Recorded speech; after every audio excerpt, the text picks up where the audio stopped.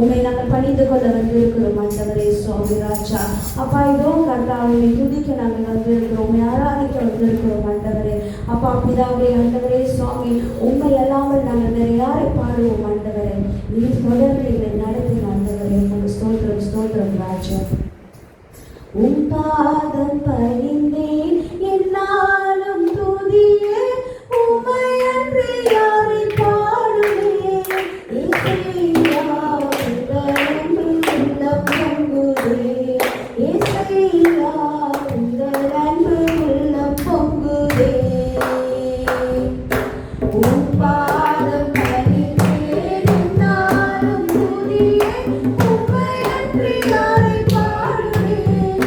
Say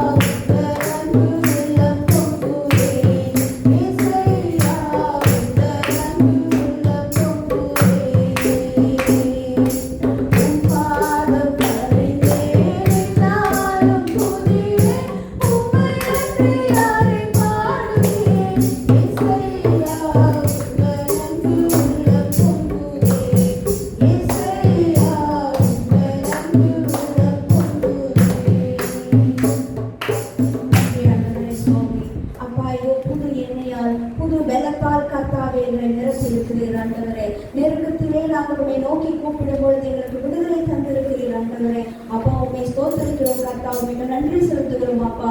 தொடர்ந்து கர்த்தாவே மறுபகுதியை உடைய கருத்திலே நாங்கள் ஒப்பு கொடுக்கிறோம் ராஜா. ஆதியானவரை நீர் கர்த்தாவை பொறுப்பெடுத்து நடத்தும் அப்பா. தாசனை மறைத்து நீர் பேசும் உடைய கர்த்தாவை மண்ணாவை எங்களுக்கு நீர் போஷித்து நீர் நடத்தும் ஆண்டவரே அப்பா. எங்கள் இருதயத்தை எங்கள் சிந்தையை கர்த்தாவை நீர் திறந்தருளும்படியாய் ஜெபிக்கிறேன் அப்பா. நீரே கர்த்தாவை தொடர்ந்து வழி நடத்தும் இயேசுவின் நாமத்தில் கேட்கிறோம் நல்ல பிதாவே, ஆமென். நம்முடைய பிதாவாகிய கடவுளும் ஆண்டவராகிய இயேசு கிறிஸ்துவினாலும் உங்களுக்கு கிருபையும் சமாதானம் உண்டாவதாக. ஆமென். ஹல்லேலூயா. ஆண்டவர் நல்லவராக இருக்கிறார். ஒவ்வொரு நாளும் நம்மளை நடத்துகிற தேவனுக்கு நாம் நன்றி சொல்லுவதாக இருக்க வேண்டும். விசேஷமாக இந்த நாடு ஆண்டவர் நம்மளை கொடுத்ததுக்காக நன்றி. விசேஷமாக கடந்த 2-3 வாரமாக நீங்கள் பாஸ்டர் பார்த்துருக்க மாட்டீங்க. பாஸ்டர் உடம்பு நலம் உரையாடுறதுனால உங்களுடைய ஜபத்தினால நீங்கள் ஜபித்ததுனால தேவன் ஜபத்தை கேட்டு இன்றைக்கு ஒரு சமூகத்தை ஆண்டவர் இருக்கிறார். அவருடைய கிருபை நான் இருப்பதும் இருக்கிறதும் தேவனோட சுத்த கிருபை. ஆக சிறு மாணவ ஃபேக்டரி ஆண்டோட சமூகத்தை ஆண்டோட ஊழியத்தை யாராலும் கடவுள முடியாது. ஒன்று நம்ம பார்த்துருக்கிறோம். இந்த காலங்களை அடிப்படை சுபாஷனை சொல்லியிருந்தாங்க. விசேஷமாக இந்த கிறிஸ்மஸ் பண்டிகை காலத்தில், லெண்டர் பண்டிகை காலத்தில் நிறைய சோதனைகள். ஏன்னா நான் ஏற்கனவே சொல்லியிருக்கிறேன், நம்மளோட திருச்சபை இருக்கிற இடம் அந்த மாதிரி சுற்றி அநேக கோயில், அநேக அந்நிய தெய்வம் வணங்கி கொண்டிருக்கிறாங்க. ஆக இந்த தேவர் அந்நிய தேவனுங்க நம்மளை வளர விடாமல் நம்மளை எப்படியாவது நொறுக்கணும், நம்மளை ஒட்டிக்கணும், வளர விடாமல் செய்வார். குடிக்காரர்கள் தொடுவார்கள். இந்த மாதிரிலாம் சொல்லுங்கள். ஆண்டவர் முன்கூட்டியே சொல்லியிருக்கிறார், உங்களுக்கு கஷ்டங்கள் உண்டு, பாடுகள் உண்டு, திருக்குள் நான் ஜெயித்தேன், அதே போல நீங்களும் ஜெயிப்பேன் சொன்ன ஆண்டவர் ஒரு நாள் கூடியிருக்கிறார். விசேஷமாக இந்த காலத்தில் நம்மளுக்கு அநேக பிரச்சனைகள் வரும், அநேக சூழ்நிலைகள் நம்ம போக வேண்டும். ஆனால் இருந்த போதும் தேவன் சமூகத்தில் நம்ம நீதிமான்களாக நிற்கும் போது, விசுவாசத்தோடு நிற்கும் போது தேவன் நம்மளை நடத்துவார். ஆண்டவர் நம்மள்கிட்ட எதிர்பார்க்குற காரியங்கள் விசேஷமாக இந்த rain season. During this rain season, God expects things from us. This 40 days is a day of temptation. ஆண்டவர் இயேசுவும் வனாந்தரத்தில் அவர் சோதிக்கப்பட்டார் 40 நாளில். ஆக நம்ம மனிதனாக இந்த Lent season when we want to observe the Lent season, we also will be tempted. Understand? So in order to overcome the temptation, இந்த சோதனையை நம்ம ஜெயித்து வர வேண்டும்னாக்கா முக்கியமாக இந்த தபஸ்த காலத்தில், இந்த Lent season time, we have to practice 3 main things. 3 முக்கியமான காரியங்கள் நாம் ஒவ்வொரு வருஷம் நாம் சொல்லியிருக்கோம். 3 things we will always remind during this Lent season as believers of Jesus Christ. We have to practice in order to overcome the temptation of the evil. ஒரு ஞாயிற்றுக்கிழமை the battle against the evil power. அதுதான் பிரசங்கத்தின் தலைப்பு. வருகின்ற ஞாயிற்றுக்கிழமை இந்த பிசாசோட போராட்டம் அதனை ஜெயிக்க வேண்டும், அதுதான் அந்த தலைப்பு. ஆக இந்த எந்த காலத்தில் நம்மளுக்கு அநேக போராட்டம் வரும். ஒளிக்காரனாக நான் எவ்வளோ ஜெபித்தாலும் ஆனால் பிசாசாய்வன் வருவான். ஆனால் ஜெயம் நம் தேவன் கையில் இருக்குது. The victory is in our hand, in the Lord's hand. Okay, and the 3 things we have to practice. First is what? ஒன்றாவது, இந்த ஜெபத்த காலத்தில் 3 காரியங்கள் நம்ம கடைபிடிக்க வேண்டும். ஒன்றாவது என்ன செய்ய வேண்டும் சொல்லுங்க, தெரிஞ்சவங்க சொல்லுங்க. ஒன்றாவது நம்ம என்ன பிராக்டிஸ் பண்ணணும்? உபவாசிக்க வேண்டும். We have to fast. The main thing during this Lent season, the temptation will come and give us a problem. To overcome this, you have to fast. You have to fast and trust in the Lord. புரியுதுங்களா? ஆக உபவாச காரியத்தில் நீங்கள் கடைப்பிடிக்கலாக 40 நாள் ஆண்டவருக்காக நாம் உபவாசிக்கணும். அந்த சமயத்தில் பிசாசுகளை சோதிக்கலாம். பசி சோறு தெரிஞ்சுப்பான். இந்த சமயத்திலலாம் உனக்கு உனக்கு பிடித்தமான சாப்பாடு எவனாவது சாப்பிட்டு இருக்கான். அப்போதான் நீங்கள் பசியில் போய் முன்னுக்கு வந்துப்பாங்க. கடிச்சிட்டு எப்படி இருக்கும் மாங்காவே வாய் எப்படி வச்சு வந்துடும். அது பிசாசு. இதெல்லாம் ஜெயித்து வர்றதுக்கு நீங்கள் உபவாசத்தில் ஜெயிக்க வேண்டும். இரண்டாவது காரியங்கள் ஆண்டவர் உங்களுக்கு எதிர்பார்க்குறது என்னது? ஜெபம். நீங்கள் ஜெபத்தில் பிசாசு வென்றலாம். ஜெபத்தில் நீங்கள் உறுதியாக இருக்க வேண்டும். இன்றைக்கு பிரசங்கத்தின் தலைப்பு growing in prayer. For you to overcome the temptation during the season of Lent, the 40 days, first you have to fast. Second, you have to be in prayer. So today I will speak to you about the prayer, how you are supposed to pray, what prayer means. ஜெபம் என்ற என்ன என்பது அது குறித்து நான் பேசுகிறேன். ஆக நம்ம ஜெபத்தலை வளர வேண்டும். மூன்றாவது காரியம் என்னது? ஒன்று முக்கியமான காரியங்கள் கிவிங், கொடுக்கிறது, மற்றவங்களுக்கு உதவி செய்யறது. You must have the heart of compassion. ஆண்டவர் இறக்கப்படுவர். நீங்கள் மற்றவங்களுக்கு உதவி செய்வது அது தேவனுக்கு மிக சந்தோஷம். ஆக கஷ்டத்தில் உள்ளவங்களுக்கு இந்த தபஸ்த காலத்தில் நம்ம உதவி செய்கிறவராக we have to be the person of giving not only food, even by giving hand, you're uplifting the person who is in problem. So these three main things, you have to fast, you have to pray, and you have to give. இந்த மூன்று காரியத்தை இந்த தபஸ்த காலத்தில் நீங்கள் கடைப்பிடிங்க. நிச்சயம் ஆண்டவர் உங்களையும் உங்களோட ஆசீர்வதிப்பாராக. அது கிறிஸ்து பிரியமானவர்களே, இன்றைக்கு எது குறித்து பாஸ்டர் பேச போறேன் சொல்லுங்க. தனுஷ் என்ன பேசிட்டு இருக்க? இன்னைக்கு பாஸ்டர் என்ன குறித்து பேச போறேன்? பண்ணி காது விட்டு கேட்கல. சொல்லு, இங்க சொல்லுமா. என்ன அது? பிரேயர் பத்தி பேச போறேன். ஜபத்தை பத்தி. நாட ப்ரே பண்றீங்களா இல்லையா? பாருங்க, ப்ரேயர்னா என்னன்னு. ப்ரேயர்னாக்கா ஒரு கம்யூனிகேஷன். இப்போ நம்ம வீட்டில் அம்மா அப்பாவோட நம்ம பேசணும். ஏதாவது நம்ம அப்பா கிட்ட கேட்கறதுனாக்கா அது நம்ம வாய் திறந்து கேட்கணும். அப்பா எனக்கு இது வேணும், அம்மா எனக்கு இது செய்து கொடுங்க அப்படின்ட்டு நம்ம வாய் திறந்து, அப்பா ஐ லவ் யூ பாப்பா, அது நீங்கள் வாய் திறந்து சொல்லணும். ஆக அந்த உறவு வளரணுன்னாக்கா, you want the relationship between you and your family, your friend to grow, you have to communicate. பேசணும். பேசாமல் ஊமமாக இருந்த எது கேட்டாலும் தெரியாத மாதிரி அப்படியே இருக்குது. நீ மட்டும் வீட்டில் தனியாக உட்காந்துருக்க. அங்கே அந்த உறவு வளருமா? அந்த உறவு வளரணும். You want the relation to be good and grow, you have to communicate with each other. You have to open your mouth and ask. You have to open your mouth and speak. இப்போ நம்ம எவ்வளோ தூரத்தில் இருந்தாலும் எப்படி நம்ம ஒருத்தரை நம்ம contact பண்ணுறோம், எப்படி நம்ம ஒருத்தரோட பேசுகிறோம், ஃபோனில் பேசுகிறோம்.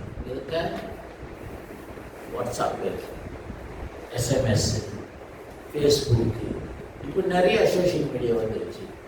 நான் 50 வருஷம் முன்னுக்கு பார்த்தால நான் படிக்கிற காலத்தில் ஒரு முக்கியமான செய்தி நம்ம சொல்கிறதுனாக்கா, நான் எஸ்டேட்டில் போகும்போது அப்போ எங்கள் சொந்தக்காரங்களுக்கு யாருக்கோ நல்லதோ கெட்டதோ தெரிவிக்க வேணும்னாக்கா, அந்த காலத்தில் எப்படி நம்ம தெரிவிக்கணும்?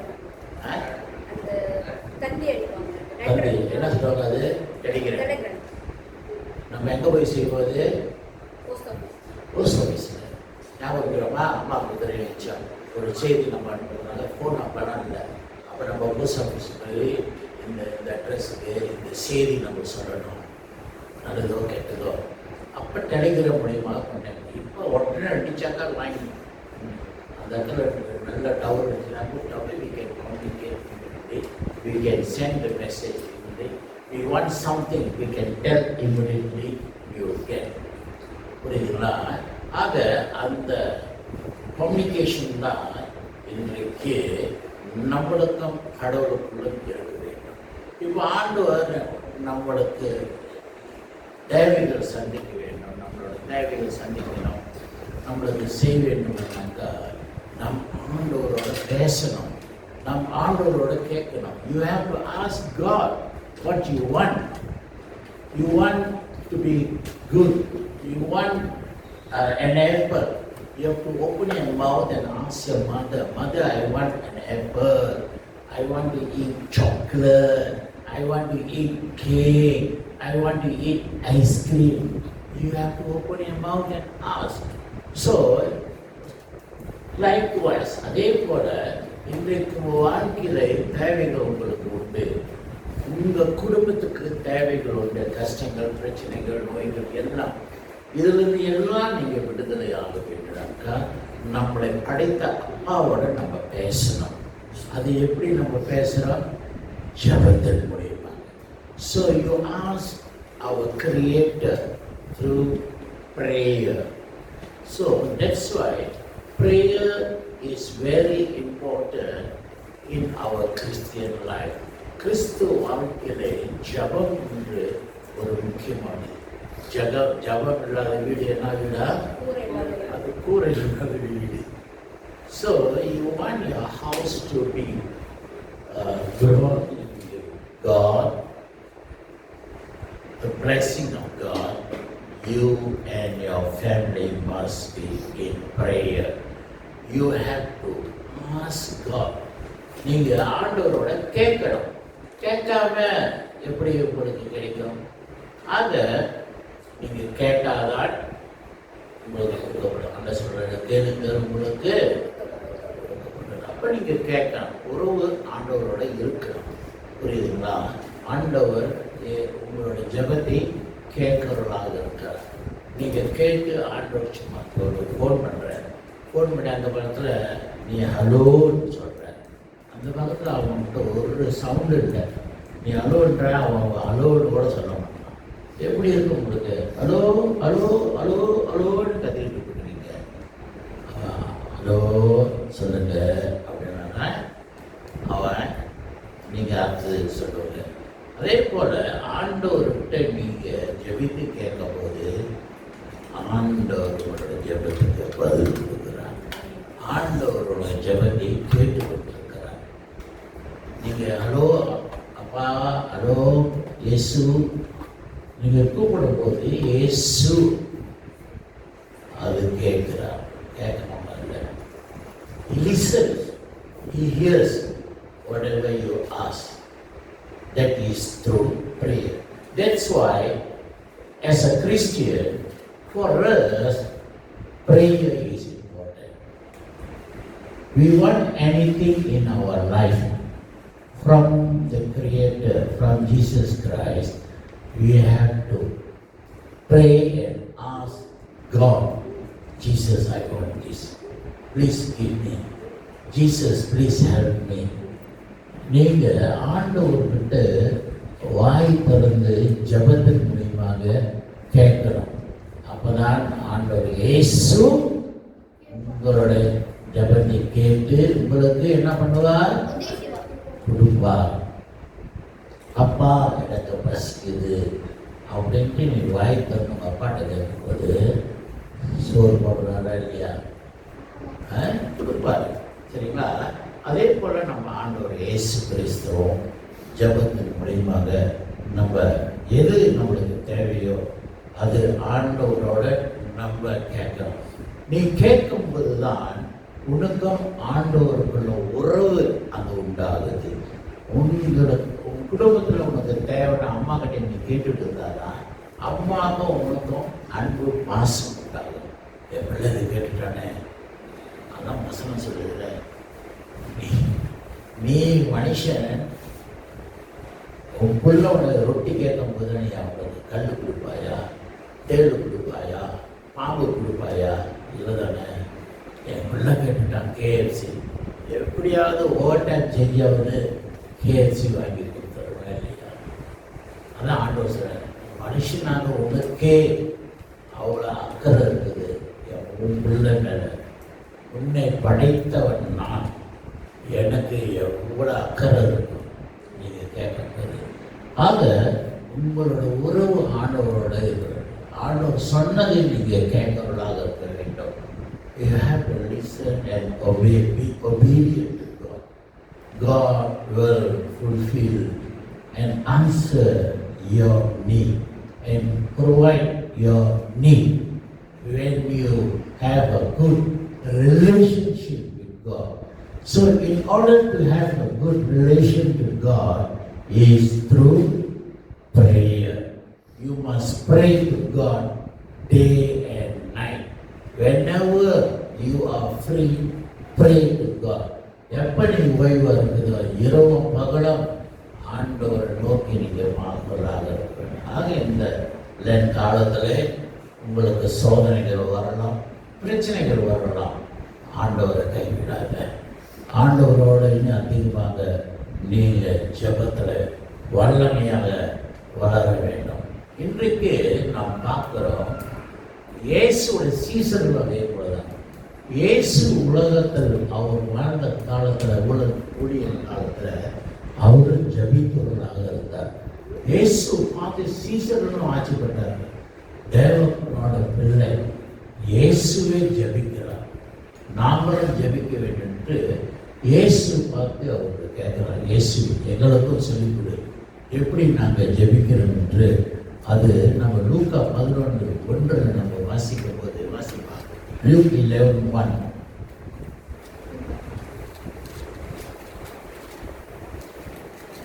தண்ணி பரவாயில்லை பேசிட்டு இருக்கிறாங்களா, காஞ்சி போகுது. சும்மா அவர் ஒரு இடத்தில் ஜெபம் பண்ணி முடித்த பின்பு அவருடைய சீஷரில் ஒருவன் அவரை நோக்கி, ஆண்டவரே, யோவான் தன் சீஷருக்கு ஜெபம் பண்ண போதித்தது போல நீரும் எங்களுக்கு போதிக்க வேண்டும் என்றான். ஆக இந்த நம்ம என்ன பார்க்கணும், சீசர்கள் பார்க்குறாங்க. இயேசு அவர் ஜெப நேரத்தில் தனியாக போயிட்டு அவர் ஜெபிக்கிறவர்களாக காணப்பட்டார். யோவான் ஸ்நானன் அவரோட ஊழியின் காலத்தில் தன்னோட ஃபாலோவர்ஸ் கூப்பிட்டு அவருக்கு ஜெபத்தை குறித்து அவர் சொல்லி கொடுத்தார்.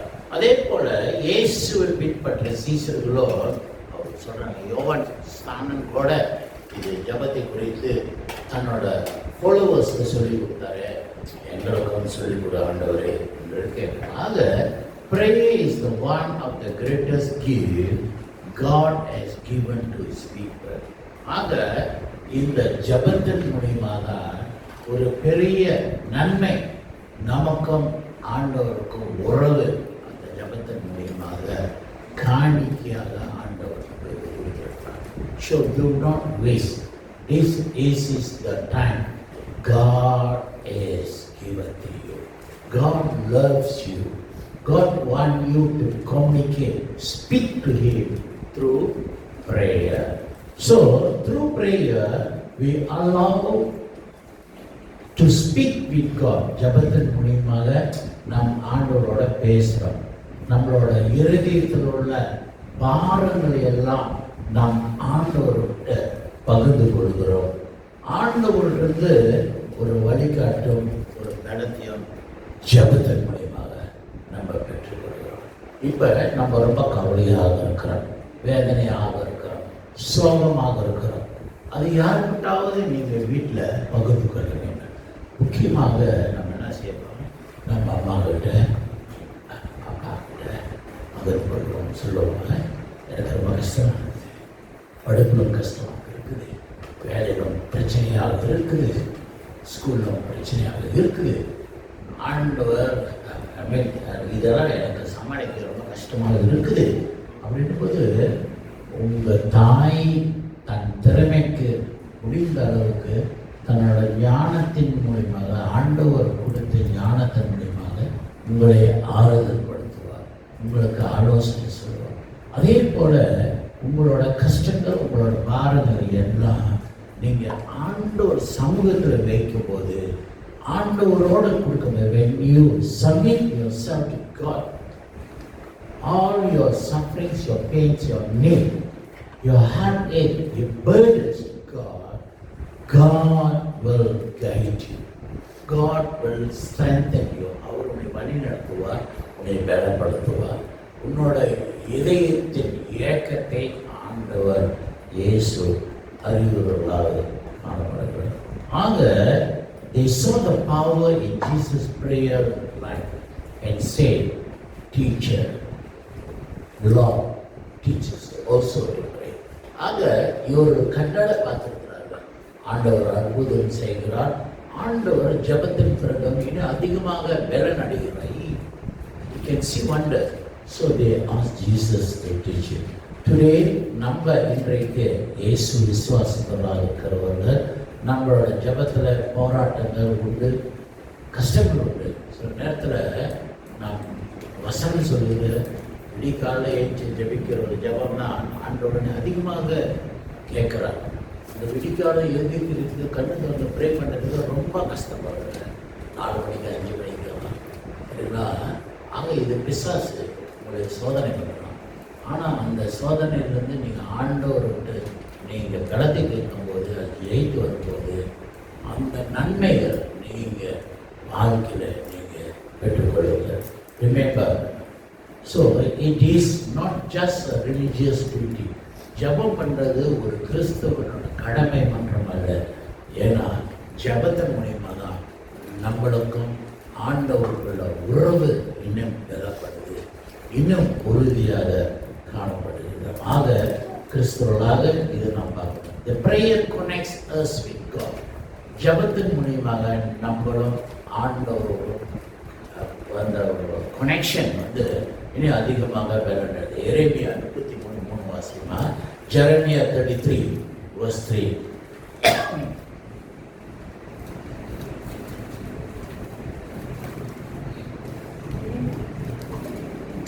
33:3.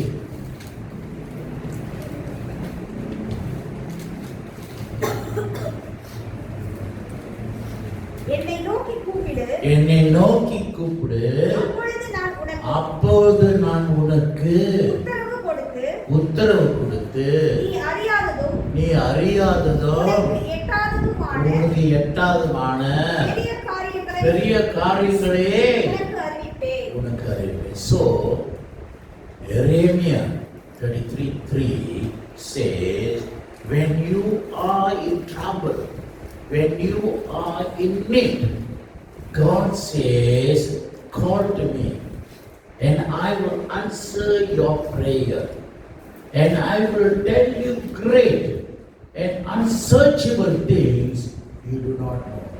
The things which you cannot imagine, the things you think it is not possible, with God it is possible. God will tell you how to overcome the problem, how to be a good, faithful, righteous Christian. So, prayer is a communication with God. Prayer connects us with God. Prayer direct connection. It brings us a direct connection to God. Prayer will bring our worries. Through prayer, we bring our worries, our fears, our hopes, and we thank to God. ஆக ஜபத்தின் மூலியமாக நம்மளோட உறவு ஆண்டவரோட நம்ம ஏற்படும். நம்மளோட connection, நம்மளுக்கும் ஆண்டவருக்குள்ள அந்த கனெக்ஷன் இருக்குல்ல, அது இன்னும் பலனடையும். ஆண்டவர்கிட்ட நம்ம ஜபிக்கும் போது நம்மளோட எல்லாத்தையும் கொட்டி தீர்த்துங்க. மனசில் வச்சிருக்காருங்க. வருத்தப்பட்ட சுமப்பொருளே வாரும் என்னிடம், நான் உனக்கு இளைப்பாறுதல் தருகிறேன் சொன்ன ஆண்டவர். உன் கஷ்டங்கள், உன் கவலைகள், நோய்கள், பிரச்சனைகள் எல்லாம் ஆண்டவர்களுக்கு ஆண்டவர்களுக்கு பரவாயில்ல, ஆண்டவர் ஏன் தொந்தரவு பண்ணணும் அப்படின்னு நினைக்காத. God says come. Put all your worries, your fears, பயம், உன்னோட கவலைகள், உன்னோட நம்பிக்கை, உன்னோட தோத்திர பலி எல்லாம் ஆண்டவர் சமூகத்தில் வைங்க. அது எப்படி? ஜபத்தின் மூலியமாக. புரியுதுங்களா? ஆண்டவர்கிட்ட நன்றி சொல்வதாக இருக்க வேண்டும். பிலிப்பியர் 4:6. Philippians 4:6. பிலிப்பியர் 4:6 அதுல அவர் சொல்கிறார், நீங்கள் ஒன்றுக்கும் கவலைப்படாமல் நீங்க ஜபத்தின் மூலமாக நீங்க ஒன்றுத்துக்கும் கவலைப்படாத, எல்லாவற்றையும் குறித்து உங்களோட விண்ணப்பங்களை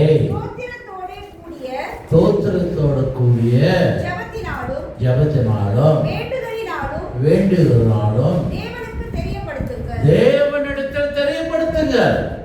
So in Philippians 4:6 says, do not be anxious about anything, don't worry about anything, but in everything put it in prayer and in petition.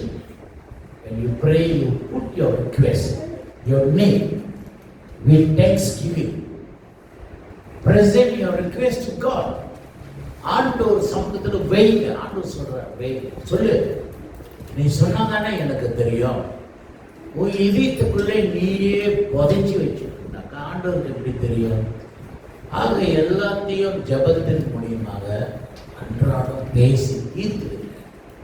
இப்ப உனக்கும் உன் நண்பனுக்கும் அல்லது உனக்கும் உன் சகோதரர்கள் பிரச்சனைனாக்கா அது பேச்சின் மூலியமாக நீங்க பேசி தீர்த்துங்க. மனசுல வச்சுட்டு இருந்தாக்கா அது உங்களை வளர விடாது. அப்படியே தீமைகளெல்லாம் வரும். உங்களுக்கு எது எடுத்தாலும் சந்தேகம் என்ற ஒரு எண்ணம் வந்திருக்கும். அது நீங்க கேட்டு அந்த பிரச்சனைக்கு தீர்வு கொடுக்க வேணும்னாக்கா நீங்க கேட்டு தீர்த்துங்க. அதே போல உங்க கவலைகள் எல்லாம் ஒரு முடிவு வேண்டும்னா ஆண்டோர் சமூகத்துல நீங்க வைத்து ஜபத்தின் மூலியமாக கூட்டிருங்க. ஆண்டவர் உங்களுக்கு விடுதலை. ஆக உங்க பிரச்சனைக்கு தீர்வு வேணும்னாக்க நீங்க பேசி தீர்த்துருங்க. பேசாம இதயத்துல வச்சுக்கிட்டு நான் சொல்றேன், எரிமலை எப்படி வெடிக்கணும் தெரியாது. அந்த மாதிரி புத்தி வச்சு நீங்க உங்களையே நீங்க நரகத்துக்கு தள்ளாதுங்க. Speak up. Speak to God. Speak, share, ask. Settle it there and there. அதான் நம்ம ஒவ்வொரு மாதம் ராபோஜில் எடுக்கும்போது நம்ம சொல்கிறோம், when you want to take the Holy Communion, do not come with tension. இதயத்தில் கவலைகள் மனபாரத்தோடு வந்து ராபோஜனை எடுக்கிறதுல அது செட்டில் பண்ணிட்டு சமாதானத்தோடு வந்து ராபோஜனை எடுங்க. அப்போ நீங்கள் பார்ப்பீங்க ஆண்டவரோட ஆசீர்வாதம். ஆக பிள்ளைகளோட நீ பேசி இருக்க வேண்டியது. அதே போல ஆண்டவரும் உங்களை ஜபத்தை கேட்கறதாக. ஏன்னா உங்க ஜபத்தின் மூலியமாக உங்க ஆவிக்குரிய வாழ்க்கை இன்னும் அதிகமாக பெற வேண்டும். Your spiritual life will grow. Otherwise, you are seeking towards the downfall. எப்படி உடம்புக்கு சாப்பாடு தேவையோ பலன் தேவையோ அதே போல நம்ம ஆவியின் வாழ்க்கைக்கு ஜபம் முக்கியமாக. ஸோ இந்த காரியத்தை குறித்து இன்றைக்கு இதோட இன்னும் நிறைய பாயிண்ட்ஸ் இருக்குது. இதோட இன்றைக்கு முடிப்போம். இன்னொரு வாய்ப்பு இருக்கும்போது ஜபத்தை குறித்து நீ அதிகமாக நம்ம பேசுவோம். ஆண்டோருக்கும் உங்களுக்கும் ஒரு உறவுனாக்கா அது ஜபத்தின் மூலியமாக. எப்படி ஒரு நண்பர் உங்கள்கிட்ட வாட்ஸ்அப்பு எஸ்எம்எஸ் ஃபோன் மூலியமாக பேசுகிறையோ அதே போல் ஆண்டோர்கிட்ட நீங்கள் எஸ்எம்எஸ் அனுப்ப முடியாது, வாட்ஸ்அப் அனுப்ப முடியாது, ஜபம் தான். அண்டர்ஸ்டாண்ட்? சொல்ல பாருங்க, ஆண்டவருக்கு எப்படி நம்ம பேச எது மூலியமாக? பிரேயர் மூலியமாக. ஆண்டவருக்கு நம்ம வாட்ஸ்அப் பண்ணலாமா? முடியாது. ஏன்னா ஆண்டவர்கிட்ட ஹெட்ஃபோன் இல்லை, வாட்ஸ்அப் இல்லை. பிரேயர் மூலியமாக நம்ம ஜெயிக்கிறாங்க. புரியுதா? ஆக ஜபத்தில் ஆண்டவரோட பேசுங்க. கூட்டாளி கூட உனக்கு பிரச்சனையா, அதில் பேசி தீர்த்து அவன்கிட்ட பேசாமலே இருக்கிறாங்க. சரியா? சட்டளை. அதே போல ஆண்டவர் சொல்றாரு, என் கூட நீ பாரத்தை, சுமைகள், கவலைகள் எல்லாத்தையும் கொட்டி தீர்த்திருக்க, நான் உனக்கு சமாதானத்தை தருவேன், நான் உனக்கு ஆறுதல் தருவேன். ஜெபம் செய்வார். அன்பின் ஆண்டவரே, இன்றைக்கு நீ கொடுத்த வார்த்தைகளுக்கு நன்றி. ஜெபத்தின் மூலியமாக தொடர்ந்து நாங்கள் இன்னும் பலனடையே எங்களை நடத்தும். எந்த ஒரு கவலைகள் தேவைகள் இருந்தாலும் ஒரு நாமத்தில் உன்னோடு நாங்கள் பேசும்போது அதையெல்லாம் நீ கேட்டு எங்களுக்கு விடுதலையும் சமாதானத்தை தருகிறேன். நல்ல மேம்பராக ஆண்டவர் இயேசு, உன்னோட ஆதரவுக்கு நாங்கள் நன்றி சொல்லுகிறோம். இதுவரைக்கும் எங்களை நடத்தின ஆண்டவர் இயேசு இனியும் எங்களை நடத்தும். எங்களை நீதிமன்றம் உண்மையாக எங்களை நடத்தும். இந்த பிரியமான காரியங்கள் செய்வதாக சாட்சியான பிள்ளையாக இருக்க எங்களை நடத்தும். எங்கள் வாழ்க்கையிலே ஜெபம் இனி அதிகமாக நாங்கள் ஜபிக்கிறவர்களாக கூட்டித்தரோம். இயேசு நாமத்தில்